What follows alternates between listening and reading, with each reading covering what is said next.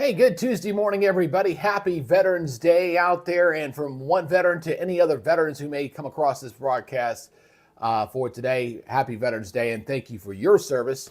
I do appreciate it. And make sure you thank a veteran out there for today. Well, again, welcome to the Weather Nerds YouTube channel. I'm your host, meteorologist Greg Majeski, your no-nonsense weather guy. We play it straight here to keep you prepared and not scared and not deal with all the social media hype and crap that goes out there in the YouTube universe. God knows there's enough of it out there, and we don't need to add to your stress, right? We're just here to give you the weather information. So if you like that approach and you prefer that approach, please consider subscribing to the channel. It'd be an honor and privilege to be one of your weather sources out there in the country. All right, let's talk about our highs and lows from yesterday. Boy, it's cold here in Georgia, man. It's actually colder in Orlando, Florida right now than it is in Billings, Montana. Yeah, it's just unreal. Anyway, high and low yesterday. We had a high of 100 degrees out there in Palo, California. And we had, Palo. And then we had 3 degrees up in Michigan. So, and I lost the city because it just updated on me. So let me see her previous, hold on a second. Let's go back to the previous. Yeah, okay. Anyway, up there in the UP of Michigan, had down to 3 degrees. So anyway, we had a very, very cold start here across the east. We're going to see a warm up, and it's going to be turning colder out in the west. But I teased this thing as showing I think we're going to be heading for a little more active weather pattern, a little more nastier weather pattern, where I think we got a couple of severe weather potentials there. A really decent snowstorm. Looks like Denver may finally end their snow drought and see some snow finally. The pattern looking a little more active. And I want to stay on top of this because obviously we're getting closer and closer to Thanksgiving. I want to stay on top of the travel forecast. So we're going to stay on top of that. So let's look at our surface map. We've got big Arctic high pressure down here across the south. It is plenty cold here. We got 30s all the way down into North Florida. We got freezing down to the Gulf Coast. It is very cold here across the eastern third of the United States. It's not bad here in the middle of the country. We got a storm system out here on the west coast. Fairly quiet for the next couple of days. And it's going to turn a little more active here as we go into next week. Things really start to ratchet it up here just a little bit. All right, sorry about the throat thing. Let's go talk about the freeze and warning. These will be probably the last ones we see of the season. Now that usually when you have your first freeze, and everybody knows that it's wintertime, you have your first freeze, the weather service offices don't usually reissue those out. They don't put them every time there's a cold snap, unless it's like a hard freeze or something like that. They usually do away with that. So anyway, we got a couple of winter weather advisories up here across the Northeast a little bit. Red flag warnings out in Texas. Got some out here into California here. Got some fog out there and a little bit of high wind there at Oregon as well, but not looking too bad here across the nation. Really no real radar to kind of show you, so we'll just kind of get into the hurricane season's getting closer to the end. I am watching a little bit down here in the Caribbean.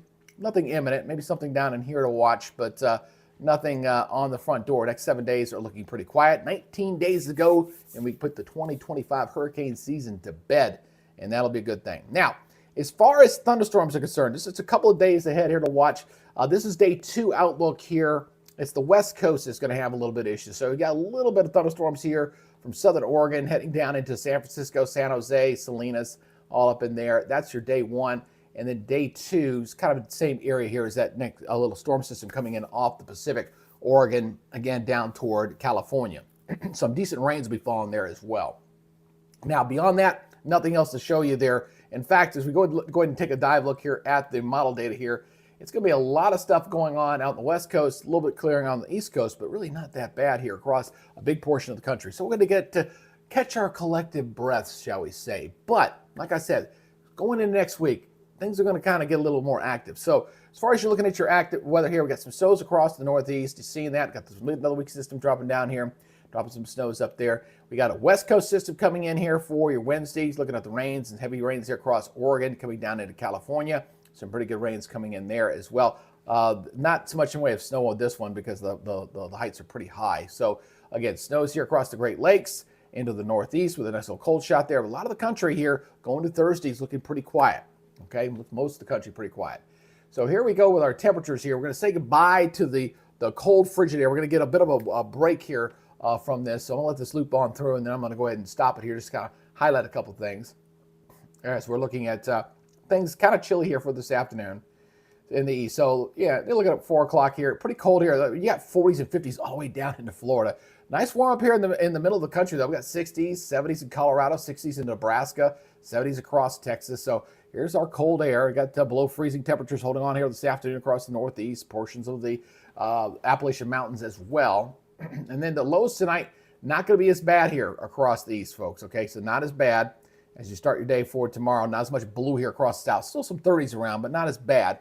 So this air starts to modify as that big trough that brought us this Arctic intrusion begins to move on out. So going into your Wednesday afternoon highs, again, it's nice warm up here across the southern tier of the United States. Colorado getting back in the 60s.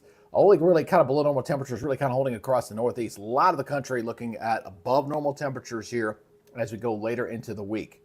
All right, and then Wednesday, going into your Wednesday morning here, or Thursday morning. Again, you still see some scattered 30s and 20s out here. But again, not really that bad for this time of year. A little warm there along the Gulf Coast, all right? All right, let's go into the rainfall totals here. The Northeast, obviously, some of this will be snow. West Coast here. Again, this is a 60-hour loop. Takes you right out to Thursday afternoon. Look how much of the country is quiet. Not bad here for the next couple days. Now, let's talk about the weather pattern. All right, this is the 500 millibar height anomaly map. All right, so what we're seeing here is a pattern that's starting to become a lot more progressive here, and a little more energized. So we're going to start seeing more storm systems going in here, especially next week. And that may carry on into Thanksgiving week. Why is that important? Well, obviously, travel. Now that the government's starting to reopen again, airlines start flying a little more, travel season coming upon us, yeah, we're going to be seeing a little more active weather pattern here. So I'm going to let this loop on through here.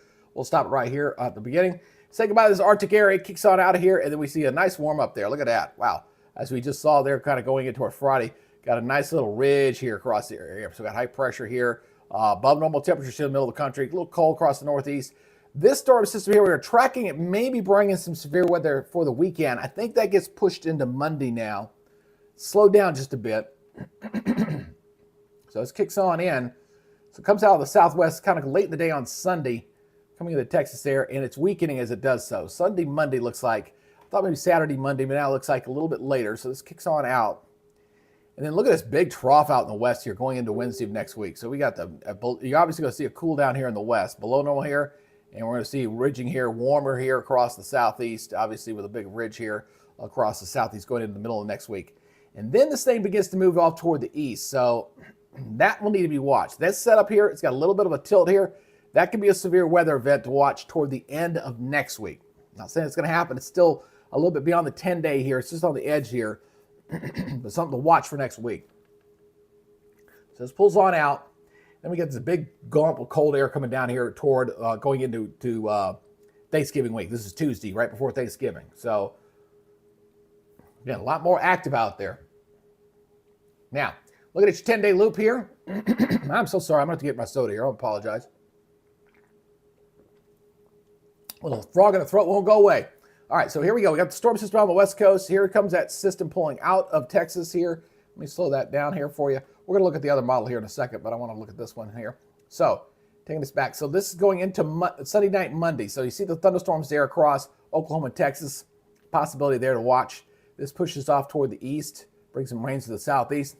Then the next one behind that next one is the one that will drop the snows. Look at that. Finally, Denver. Looking at maybe the middle of next week, we finally break the snow drought here. Finally get some snows down there. And as this thing pushes off to the east going into Thursday next week, again, we'll be watching for more potential for severe thunderstorms down here across the south. Here's another storm system out on the west coast here, but we'll have to watch that for next week. So we got a couple of rounds of potential severe weather going into next week, and this pushes off toward the east. All right? Now, let's go ahead and show you the rainfall because of this. A lot of heavy rains here. Across the south to watch, seeing that here, right here across the south central and into the Tennessee, into Kentucky. Pretty wet out here on the west coast. Northeast looking a little bad. I'm so sorry about the cough, guys. I don't know where that came from, but it won't clear. And I'm not going to be gross about it, so we'll just drive it on. All right, snowfall. Boy, look at this. Northeast, they're going to see a lot of snow, obviously, here in the next few days. So we got a few of those coming on in here. New York here, you're looking at 5 inches. Here's 13 inches, 12 inches into Maine, 5 inches back here toward New York, 6 inches in New York. Some pretty decent snows here. But it's this out here in the west that caught my eye, I tell you. Good to see that. 6 inches there. And then near Denver, 10, 12 inches here, 8 inches.